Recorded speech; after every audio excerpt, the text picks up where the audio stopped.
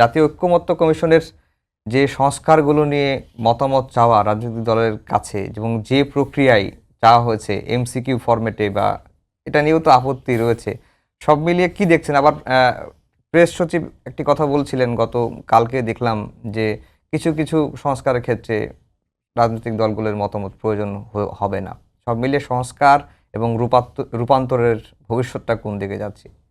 অনেকগুলো ইস্যু আপনি তুলে ধরলেন। প্রথম ইস্যু হচ্ছে যে doctor Mohammad Yunus Nobel laureate এবং তাকে অনেক অনুরোধ করে এই দায়িত্ব নেওয়াতে হয়েছে এবং তিনি তখন প্রথম বলেছিলেন যে ছাত্ররা তার নিয়োগকর্তা আর কি, এরকম একটা কথা বলেছিলেন।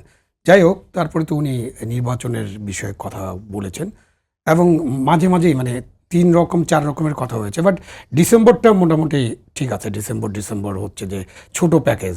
এখন টেলিভিশনে আমি প্যাকেজের কথা শুনতাম যে আপনারা প্যাকেজ তৈরি করেন, নিউজ প্যাকেজ ট্যাকেজ। এখন সংস্কারের ছোট প্যাকেজটা কীরকম হবে, তাহলে প্যাকেজ সম্পর্কে একটা ধারণা হবে। আপনি টেলিভিশন যেহেতু কাজ করেন, আপনি জানেন যে আপনি প্যাকেজ করার সময় কী কী করেন। আপনার কিছু থাকে না, আপনার ওয়ার্ক লিস্ট থাকে যে এই কাজ করার মধ্যে দিয়ে প্যাকেজটা আমি নামাবো, ঠিক আছে। তার মধ্যে ইন্টারভিউ থাকতে পারে, তার মধ্যে আপনার অন্য ভিডিও থাকতে পারে, গ্রাফিক্স থাকতে পারে, আরও অনেক কিছু আপনার গবেষণা থাকতে পারে। তো আপনি ছোট প্যাকেজ করেন, মাঝারি প্যাকেজ করেন, বড় প্যাকেজ করেন, তার তো একটা রূপরেখা থাকতে হবে। তো প্যাকেজ না, আসলে মানুষ বা গণতন্ত্রের জন্য অথবা দেশের মানুষের ভোটাধিকারের জন্য অথবা রাজনৈতিক দলের জন্য একটা রোড ম্যাপ দরকার। ছোট প্যাকেজেরই একটা রোড ম্যাপ আমরা দেখি, আমাদের কাছে 2-3টা রোড ম্যাপ আসুক যে ছোট প্যাকেজ হলে এরকম রোড ম্যাপে আমরা যেতে পারবো।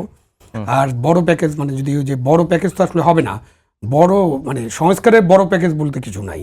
এটা আমি একটু পরিষ্কারভাবে বলতে চাই, কারণ সংস্কার হচ্ছে একটা চলমান প্রক্রিয়া এবং অনেক সংস্কার করতে হতে পারে এবং সংস্কার প্রতিদিনের কাজ, সবসময় আপগ্রেড করতে হতে পারে। যেমন একটা আইন আপনি এখন তৈরি করলেন, সেই আইনটা 1 বছর 2 বছর পরে আপনার মনে হবে যে এই আইনটা আরেকটু আপগ্রেড করা দরকার। তো ওইটা একটা সংস্কার, মানে ওই ভিতর দিয়ে সমাজ, রাষ্ট্র এবং সভ্যতা এগিয়ে যায়। সুতরাং সংস্কারের কোনো বড় প্যাকেজ নেই এইখানে। বড় প্যাকেজ বলতে কি বোঝানো হচ্ছে সেটাও আমি ক্লিয়ার না।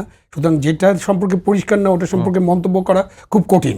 সেই জন্য আমি যেটা চাই বা নাগরিকরা যেটা চান, নাগরিকরা যেটা বলেন যে যেটাই হোক, ছোট হোক, মাঝারি হোক, বড় হোক, আপনারা প্যাকেজটা ক্লিয়ার করেন এবং প্যাকেজের রূপরেখাটা দেন, সেটার একটা রোড ম্যাপ তৈরি করেন, তাহলে হয়তো আমরা পরিষ্কারভাবে এটা নিয়ে আলোচনা করতে পারবো।